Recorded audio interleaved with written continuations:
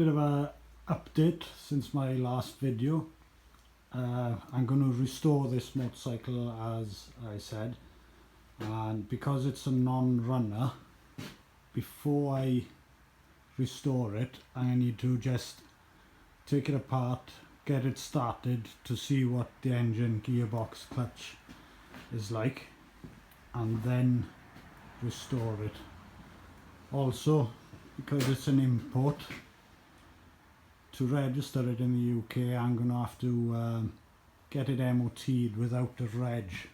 So MOTing it using the chassis and engine numbers, and then fill out all the necessary forms, send my US title off to get it registered. So I'd like to make sure I can get it registered on the UK plate before I spend too much money on it.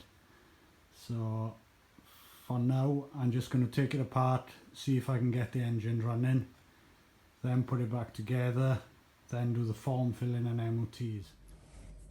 So the carburetor's off, and I found that this choke, the linkage mechanism here, see this 45-degree angle from here coming up to here, this was flat, so it didn't reach a choke, so the choke wasn't working it. So I've bent that back, now it's reaching, but the shaft is seized, so as I turn the choke on, that should be snapping shut, but as you can see it's really stiff. So also I found the choke retaining screw, one of them is missing. I can see the base of it is still in there. So my worst fear is that it's been sucked in with the engine and then gone to smash the valves and the pistons, and the piston I mean, so I'm not sure yet. The choke was seized, it's a lot freer now, and I think when they pulled it out, that's when that was bent flat, that's why this wasn't reaching. I've bent that back so it's reaching now, but it's still seized. So I'm gonna have to remove that, try and drill out the remains of that screw. Also I've got a missing bolt on the bottom there which holds the idle adjustment. That goes there. I've got a missing screw, so I need to find one of those, but that's my biggest job. I know you can run them without the choke, but it makes life really difficult to start them. Okay, so that.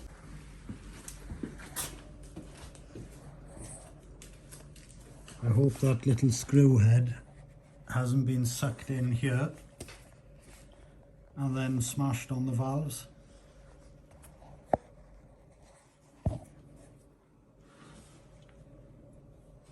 Let's see, try and get some light in there. See, that's those stems, the valves there. I just hope the screw head hasn't gone down there. Who knows? I'll have to further investigate, pull the exhaust headers off and see if I can see the top of the piston, see if there's any damage to it. Hopefully not. Hopefully it was just someone trying to adjust things and they've snapped the screw off while it was off the bike. We'll find out. This is the oil return pipe, as it's a dry sump system.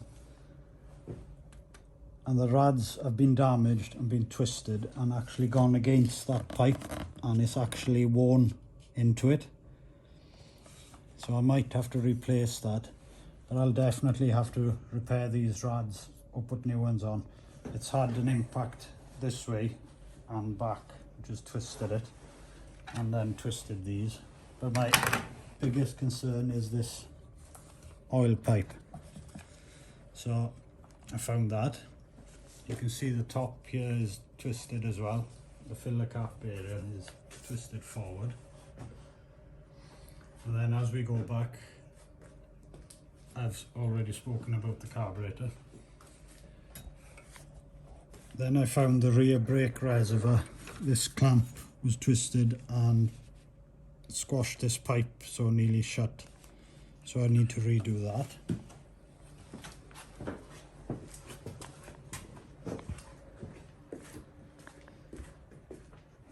Also, the air filter was full of dirt, and the air filter down here is rotten, so that will need replacing.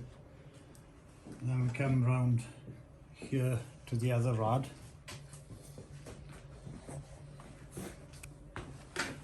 And we can see this has been hit downwards and it's bent that way. So,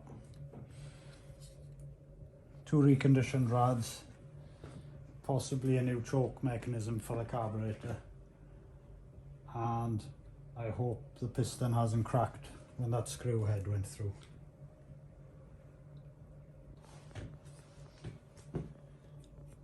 That should line up with this, but there's such a twist on it. That's gone up, this has come down. Okay, I'm investigating why this bike is in the state it's in and why it is soaked and not running, even though I haven't attempted to start it. Lucky I didn't, because I found missing parts and broken parts on the carburetor.